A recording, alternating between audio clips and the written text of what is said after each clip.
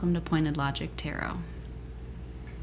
Today I'm just gonna catch up with you on what I've been working on the past month and a half or so, the books and I've been reading, the decks I've been using,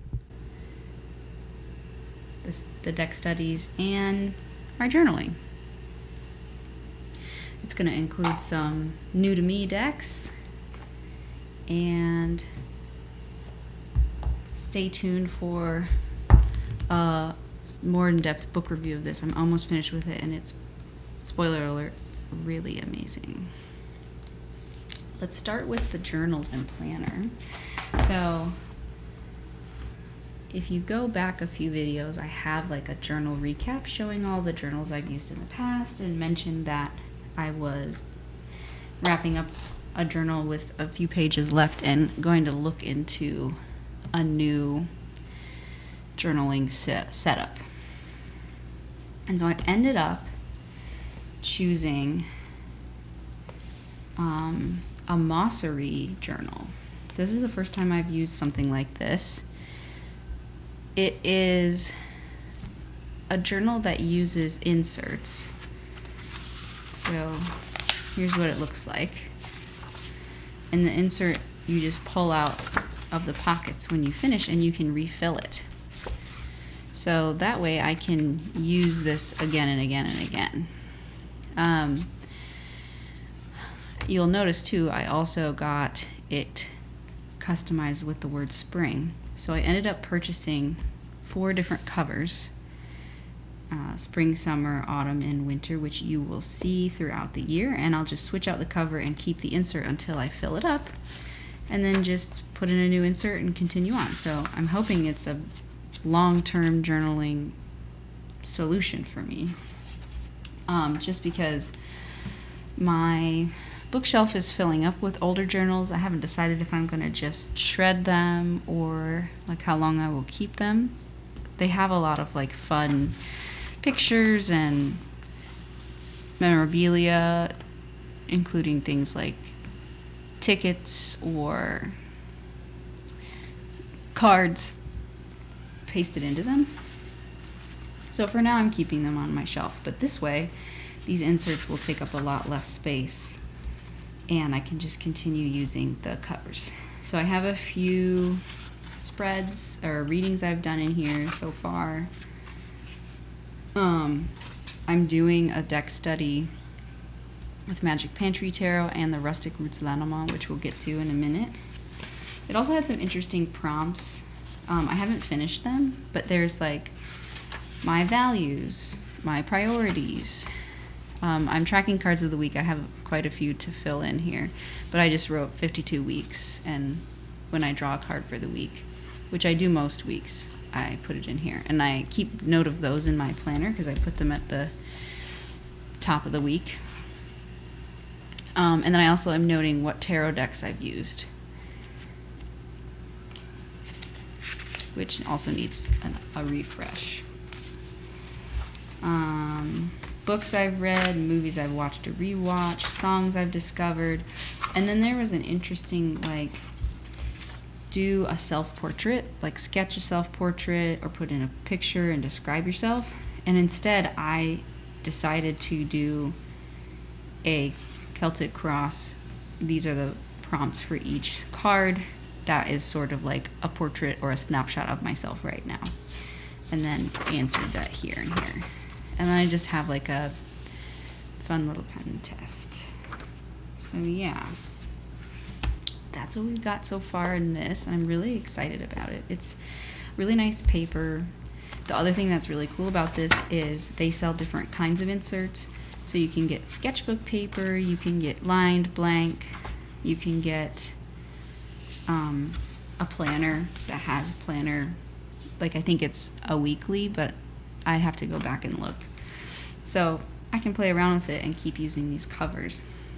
But because I sort of do a lot of things seasonally, I thought this would be a good way to do it. It was also cost effective because I have been tempted by a lot of the like really pretty Olive and Archer or Notebook Therapy hardcover linen notebooks that are really beautiful, but they're like $30 a piece.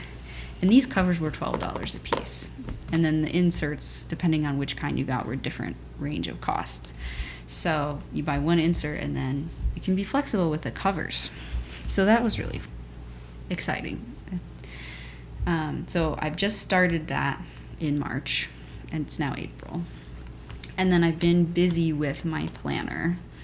I'm trying to remember what I cannot share. Mostly I can share everything. Right now I use this key. This is just like a standard bullet journal key for how I track things. So things like an event is a circle and a dot is a note, or like a to-do. Yeah, and I have lots of stickers in here. I do obviously have appointments and personal things, so let me share some more blank stuff. Okay, here's an example of the decks I want to use in the spring, which stay tuned for another video where I'm going to talk about the decks and deck pairings I want to do.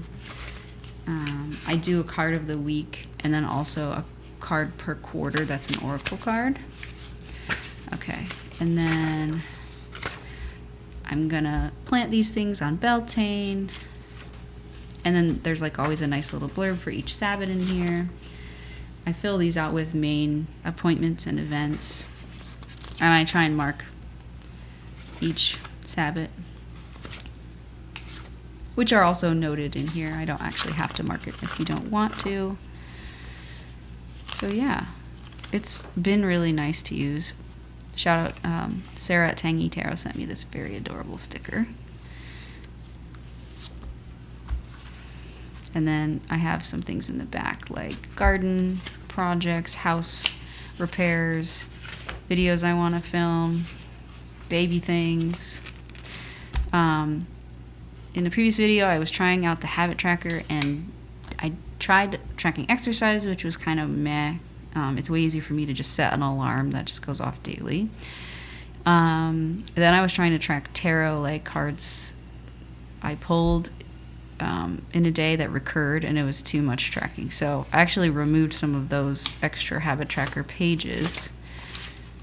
Oh, this is just 2026. And then I haven't used the contacts page, so I got this very beautiful postcard from Cedar McLeod when I bought the Magic Pantry Tarot, and so I just pasted that in here. So yeah. So that's been going strong. So these are the only two things. I try and keep it pretty minimal. When I take notes, they usually end up in this, or I got this as a gift. Let me find it. Star Trek sticky notes. And then I have a few extra remaining stickies. Sometimes, if it's not a note I need for long term, I just take it and then stick it in my planner. And if I do like budget stuff, I usually put like budget stuff on these guys. And then stick them in there. So, yeah, sometimes I use sticky notes. I'm very much random pieces of paper, stick them places inside my planner kind of person. Try not to have too much stationery, even though it's fun and tempting. So in this case, this is what I got as a gift and am using in here. So I just take notes in my planner or in note stickies that I put in there, and then I journal about anything. Like I do mostly tarot journaling, but if I do like therapy journaling or freeform journaling, it all ends up in the same place. It's way more flexible and fluid for me, which is why I have a blank notebook rather than like tarot journal explicitly. Okay, so that's my paper planning, paper journaling update. And I don't really do digital journaling. I'm just like wed to my phone calendar app. Okay, now let's talk about the current deck study I'm doing. I'm actually doing this with a group on the SAS Witch Discord server, which I'll link in the description because it's a rad place and you should join. SAS stands for Skeptic, Atheist, Science Seeking, or can stand for agnostic. For me, it stands for atheist. But we're doing a Drop 'em 78 pairing tarot challenge, and the decks I'm using for that are the Magic Pantry Tarot and the Rustic Roots Lenormand. We're almost finished. So we've done all of the suits, and now we are on the, I just did these two. I think I'm actually behind one day. Yeah.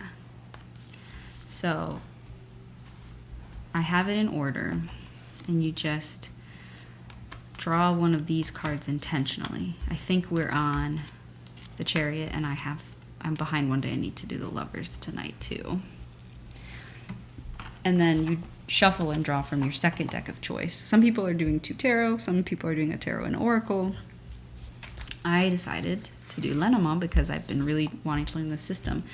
And this deck study practice, even though like kind of the main point is to do a deep dive on this deck and the details, it's forcing me to really learn these because there's only 36 of them. So as I go through all 78 of these cards, these repeat a lot. So I've been having a lot of good success with repetition, and it's been really fun to incorporate a single Lenormand card into a tarot reading. Now, the book I've been using for it, which I also want to do a book review of, I've actually finished this book, but I'm still like continuously going back and referring to it, is The Language of Lenormand by Erica Robinson. Erica has a few different decks out too. This is one of them. Also the, oh my goodness, what is it called? It's called Erica's Lenormand of Hope. I want to get that one. I have a few minor critiques of this book, but overall it's really good. It's a great study tool, and there's a ton of exercises. So in each chapter there's like 3 cards that you go over the meanings of, and then there's little exercises to do with those cards, and you slowly add them. But then in the middle there are some chapters that are larger. Let me go to the table of contents for you here. So there's like a 5 and 7 card spread, significator practice, and mirroring. So sort of when Erica feels like you are ready because you're this deep into learning the system, you get a new larger spread or thing to practice. So then there's the 9 boxes, and then there's the Grand Tableau, chaining and counting, and then a special 23 card spread, and then some bonus ones. Very cool.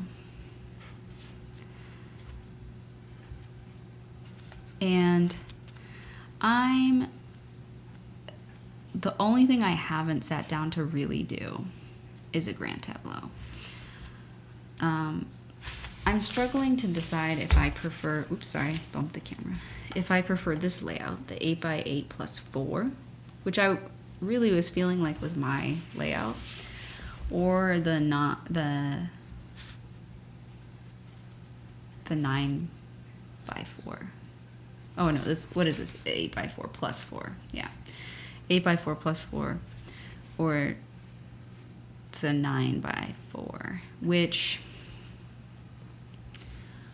I have ordered a House's spread cloth to practice with, and I ended up buying a 9x4. So I'm gonna practice with that, even though I was kind of leaning towards the other one. We'll see. It was really hard for me to find one that sort of like fit on my desk and made sense and didn't have a bunch of astrology things, because I didn't really want those associations on the spread cloth. That will be featured in like what I've learned about Lenormand recap soon. Also, it has to arrive. So that's sort of the study I've been doing, and it's been really cool. And then just like an example, let me pull back out my journal and just show you an example of what this study looks like. I don't write a ton down, which you can do. So we have some swords. So like what you do is so this is when I was doing the sword suit. You have the Ace of Swords, and then the card I drew is the person, because this Rustic Roots deck has a person and a seeker card, which I really like. You then sort of look very closely at the two cards. Let me pull out the ace and the person so you can sort of do this along with me as an example here. All right, Ace of Swords is the radish card.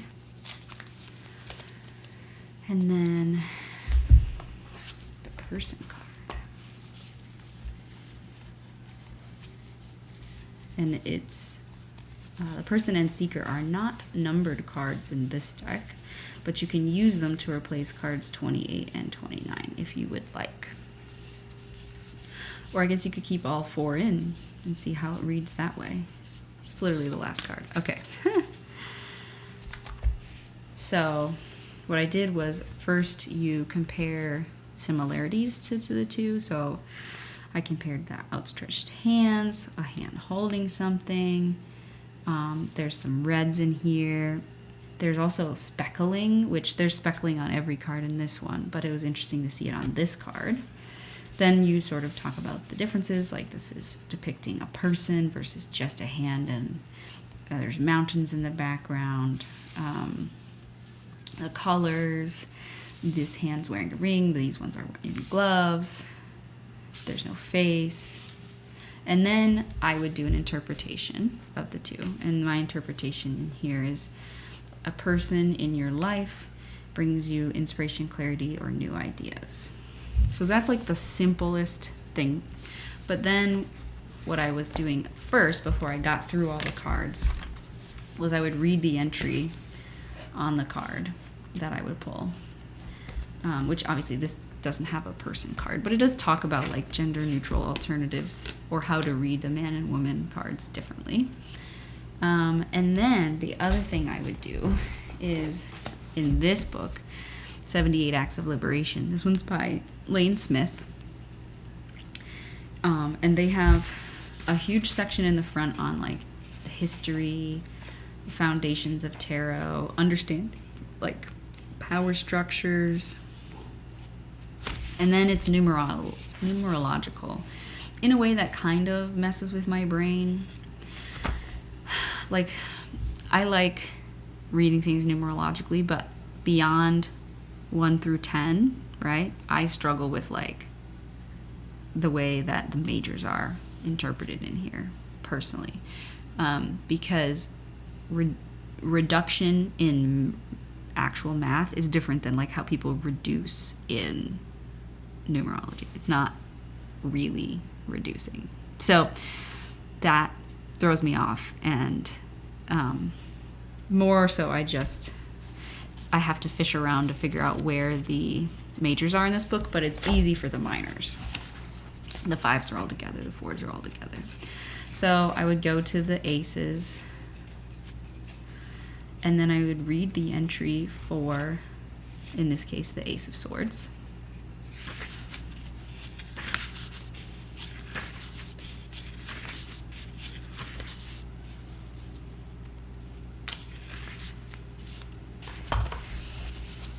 And it would give me a new way to interpret the Ace of Swords in general. The interpretations in here are so good. One of the biggest strengths about this book. The other stuff, though, at the beginning, like this alone, part 1, could be its own book. I love it, this whole section here. And then this is part 2, and is there part 3? I don't think so. I think it's part 1 and 2. Yeah. Anyway, love this book. I'm almost finished with it. When I finish this, I will be done with the book. I kind of am reading it out of order, but it's really good. this is definitely one I'm gonna keep and go back and reread. This one, we'll see. I really like it. It's helped me a lot to learn. Once I finish all the exercises in the back, I might give this to a friend to pass it on, because I try, for the most part, to give books away so my shelf doesn't get too crowded. Okay, so that's the deck study I'm doing, and just I'm really enjoying it.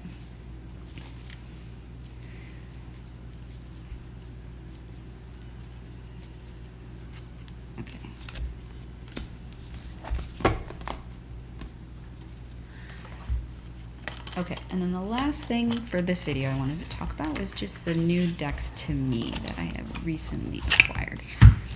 This does not include Kickstarter decks because none have come in that haven't already been covered on the channel. Because the only one that's come in this year is the Children of Ostara Tarot.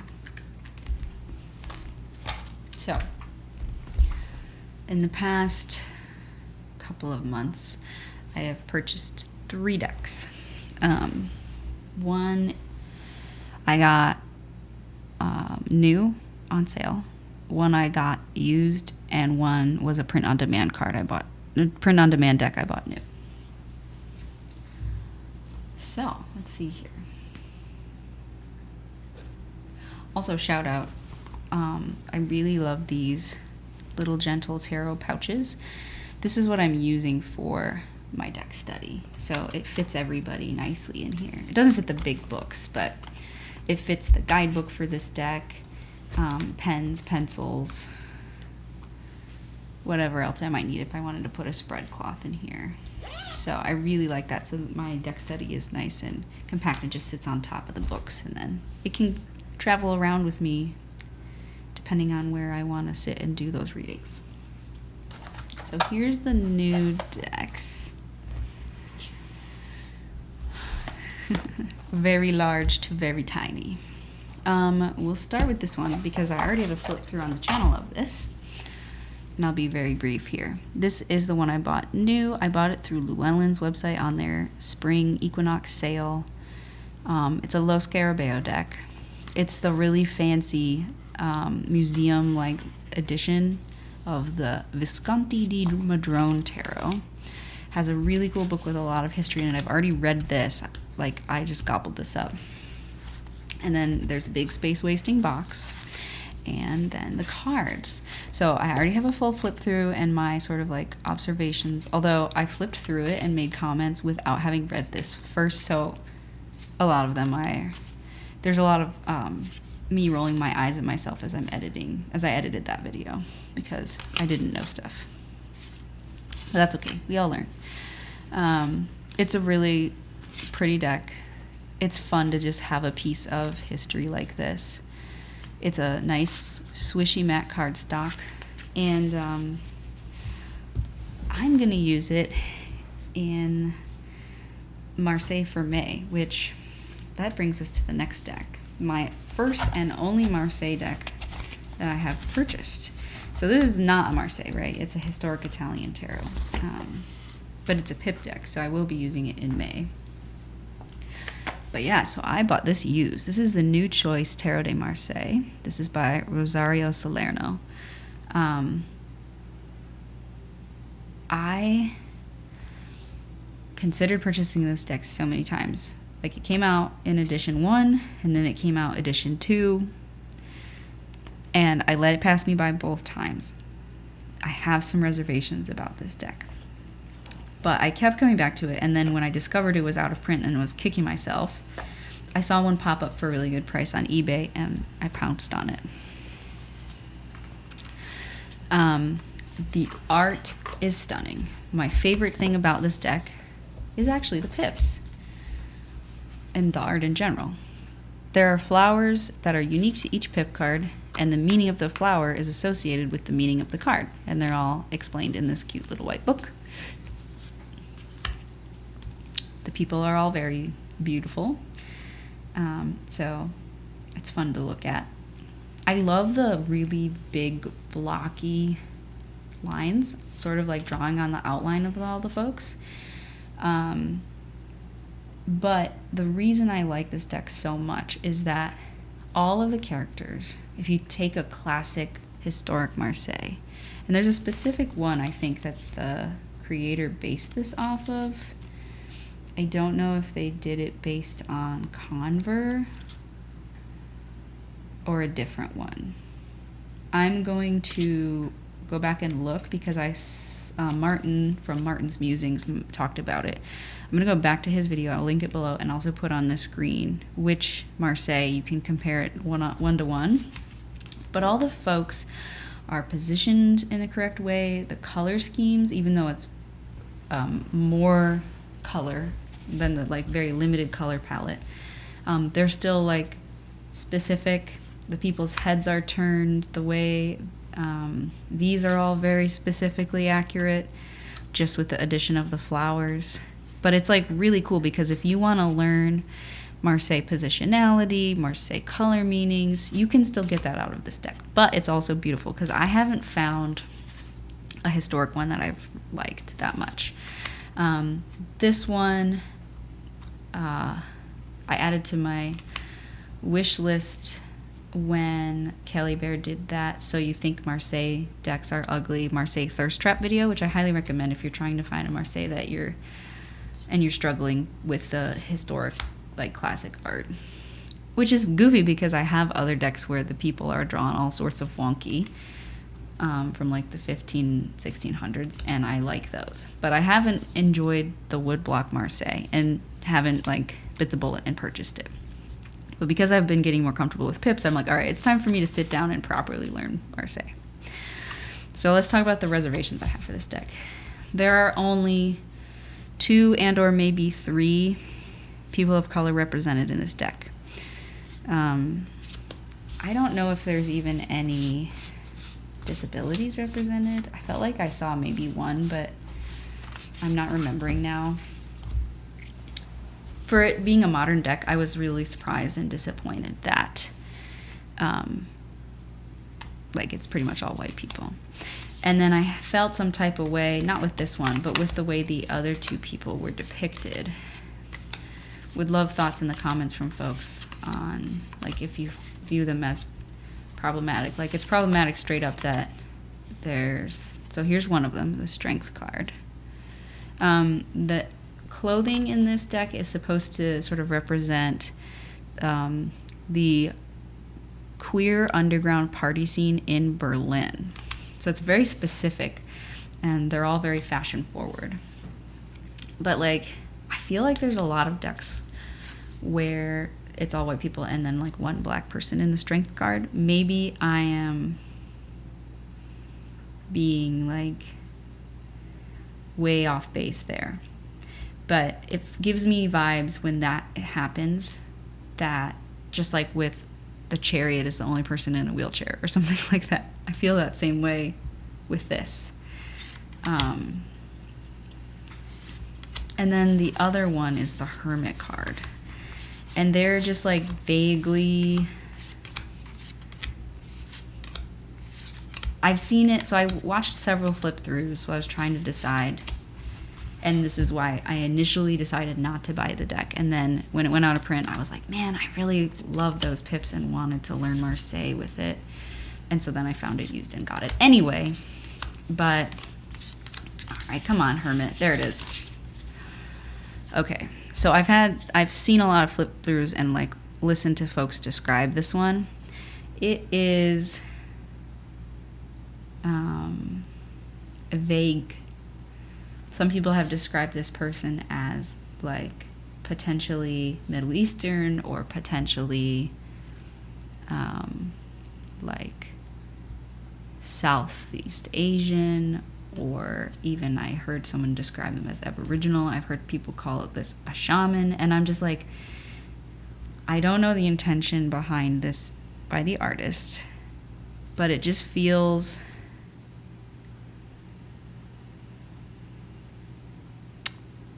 tokenistic, I guess, and also not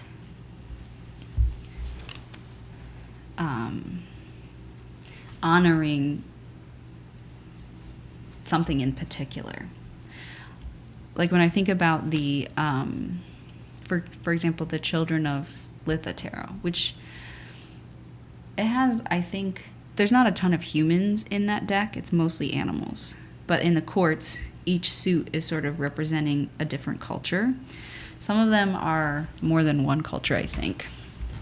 But you can look at it and be like, okay, I know what the person was going for here and what they were trying to represent. And I don't know what's going on here. And so, yeah, I don't know how others feel about this card. So yeah, that card, and then the only other two, everyone else is white. The only other two BIPOC folks. This one. And then the strength card. So that's my major critique of this deck. I love the cardstock. I love the colors. I especially love the flowers and the pips. I wish that the people were more representative.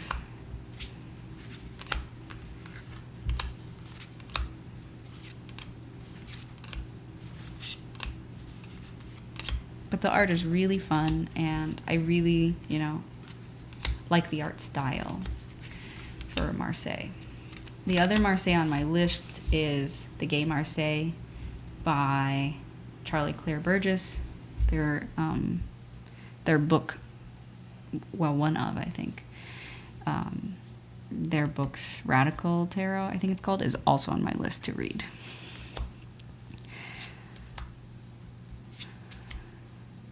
But I do kind of like this deck, like showing a lot of skin and challenging what people typically would typically would look at in a tarot deck. And still, using Marseille, which isn't often used. Like, I think of like mass market Marseilles, and I think of like the cat Marseille and stuff. I want more Marseille decks like the Gay Marseille. But like, these are so cool. The color choices are so cool.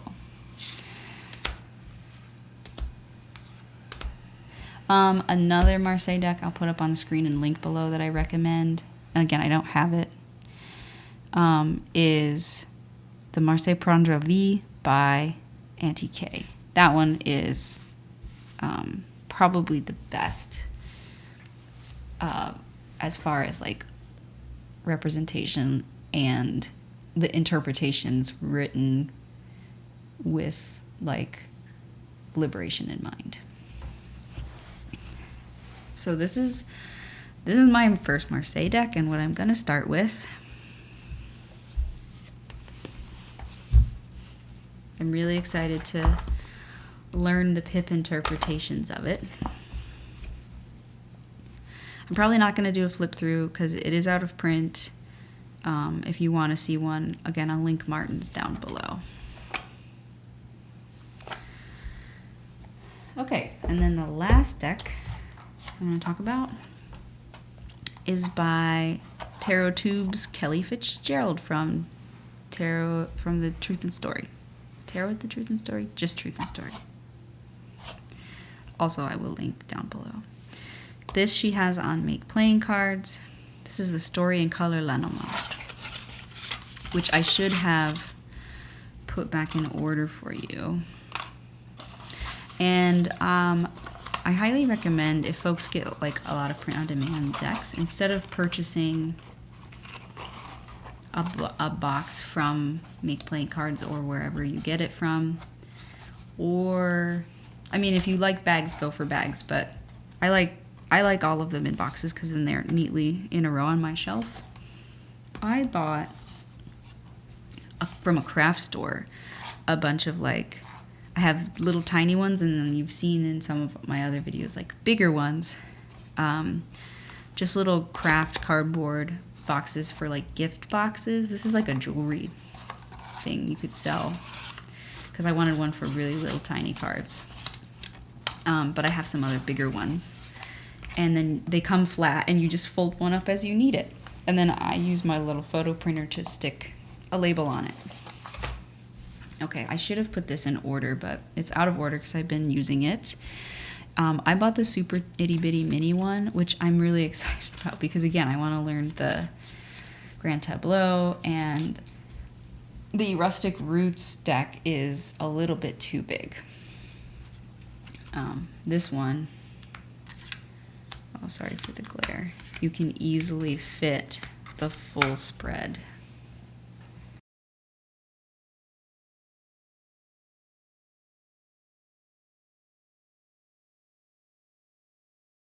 Right? And then I could fit, ooh, see, the 8x4 plus 4 would not quite fit, but I feel like I could finagle a full Grand Tableau like this with this little one.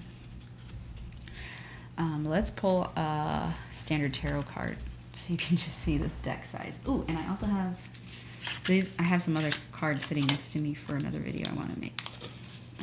So here's a poker size playing card. 2.5 by 3.5 inches. Look how tiny. I think this is the smallest deck that I have. And then, let's see.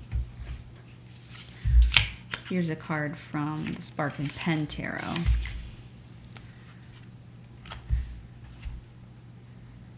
So that's how it looks. Nice and tiny. This deck is linen. There is a standard Lenormand sized deck you can get. There's the mini. It comes with a PDF of the guidebook. I was having trouble with the QR code and sent Kelly a message, and she very kindly sent me the link to download it. She also sent me a link where if folks like got this deck and wanted a like physical bound copy, you can order from a printer and have the book printed for you. So you can get your deck print on demand and the guidebook print on demand if you want. The reason this one really grabbed my attention, I know that for the most part when you read Lenormand, you mostly go by the name and the number, not by the imagery. This one, Kelly's goal was to drill down to the very core of the card. And I feel like she did a great job. So like the coffin is just black, just darkness. This is all watercolor that she did. Here's the dog card. And like, this is my first abstract deck. If you don't count the Spread Crafter's Change Oracle, which has sort of abstract looking backgrounds, but it's really the words and the content and the prompts that's the point of that deck. But this one, like, you can fall into the imagery. Like, this is light coming through because you've unlocked something with the key. And then the coffin is kind of a claustrophobic card. Are you in the coffin? And then dog, like, you could look at this a few ways, like a dog bed or a puppy play mat. This looks like a squeaky toy, kind of. You could also think of it as, like, the dog card is talking about true friendship, right? And these two are the only two sort of tied together in a sea of connections, maybe.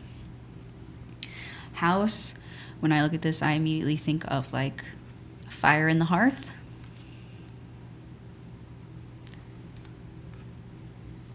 Look at the cross card. This one's so interesting. There's almost like a face this way.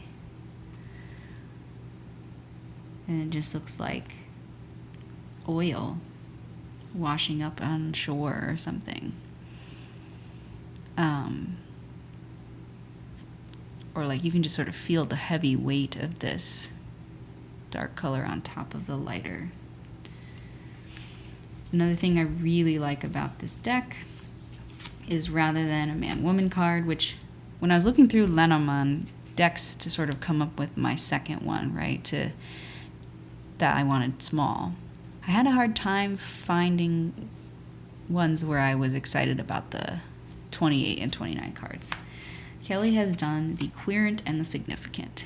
So it's very neutral. You could still put energy to it if you wanted based on the colors.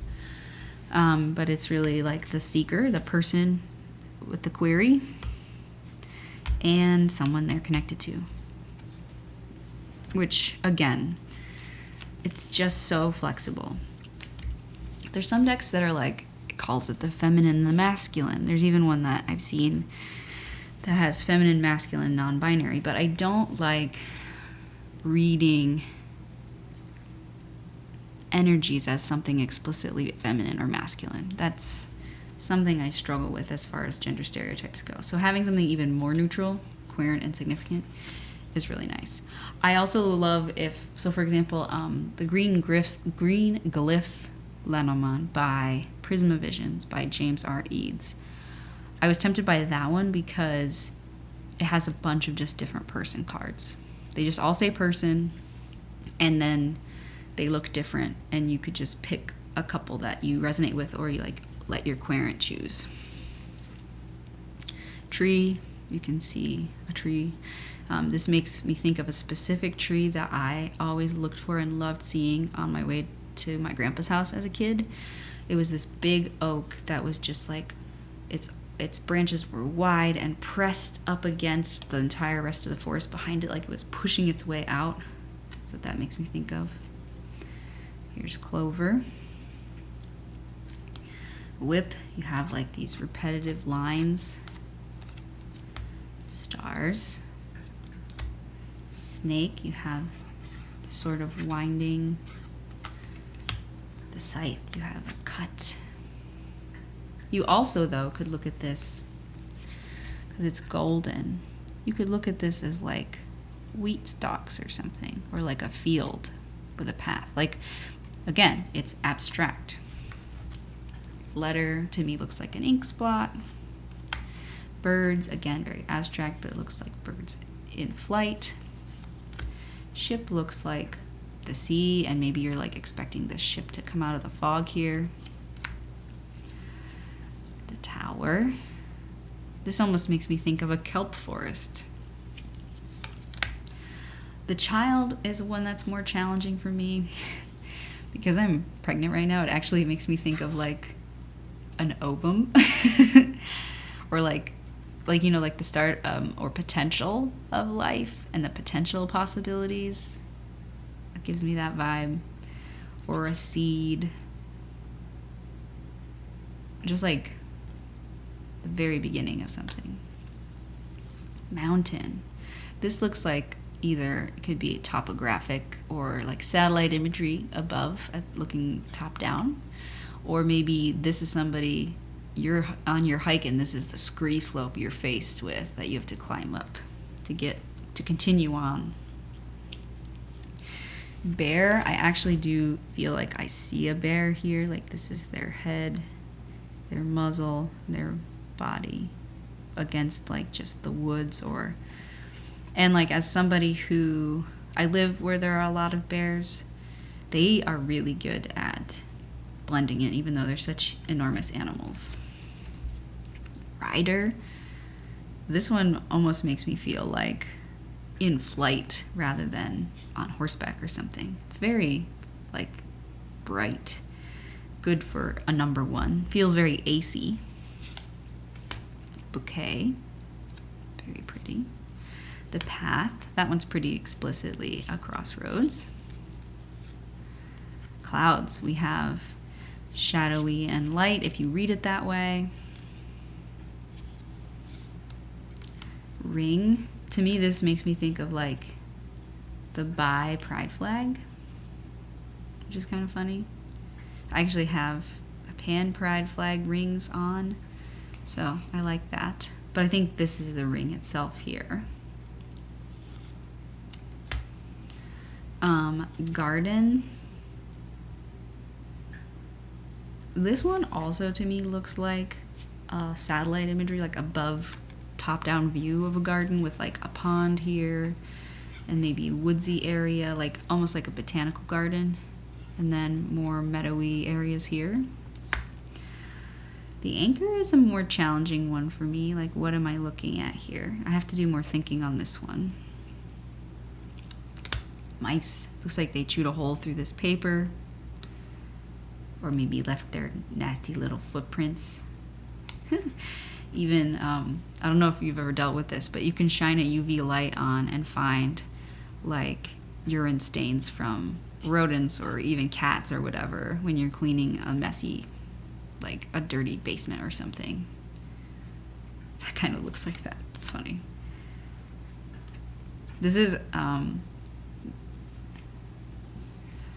birds that can see a greater spectrum than we can of colors, like into the ultraviolet spectrum, also can like detect rodents from flight that way, like watching their little trails that they make in the messy little mouse paths or voles or whatever.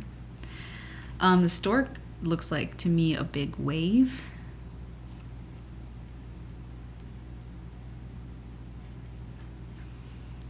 I like the motion in it. The moon, this looks like a moon that's behind the clouds. The book is interesting. I would love to hear others' thoughts on this one. But to me, it's like you have a pressed flower squashed under your pages of your book, like in the middle there, maybe even forgotten about, and it'll be a surprise when you open the book up again. The fox is interesting. I get colors of fox in the vibes, but I don't know why it's a square. I think that's very interesting. I do have her guidebook. I haven't read Eats an Entry yet.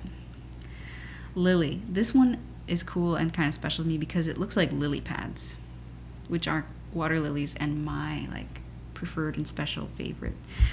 Lily, i.e. the colloquial common name term of lily, like lily of the valley, tiger lilies, and lily pads are, none of them are closely related. They're all just called lilies, but I think of lily pads here, and I love the like spicy vanilla smell that the water lilies where I live smell like. Fish, school of fish looks like. The sun. Now, I do think the sun and the key card kind of could be confusing because this looks like the sun breaking through the clouds. But you have to sort of think, like, you can even almost see the shape of a key here. It's unlocking something. And then this is just like the pure, hot, sun shining, warming everything energy. Or maybe even sunspots looking up close. And then the heart. You could think of bleeding heart, or how messy love and romance can be, or love spreading out. There's a few different ways, but it's very like heart, romance in colors. So yeah, and even though it's super tiny, because it's a linen, it shuffles really nice.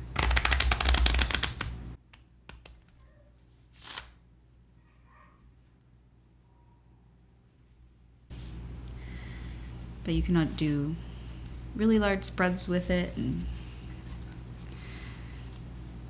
I'm also thinking maybe incorporating it with I don't have it with me, but like my mini mice tarot, the Mimit deck, because it's also very small, and that might be really fun, especially after I've had this habit of doing readings that include both tarot and Lenormand. But yeah, I'm really enjoying it. Right now I'm reading Lenormand very classic and rigid, and I haven't modified the system or made it my own. I'm following very closely the interpretations in this one.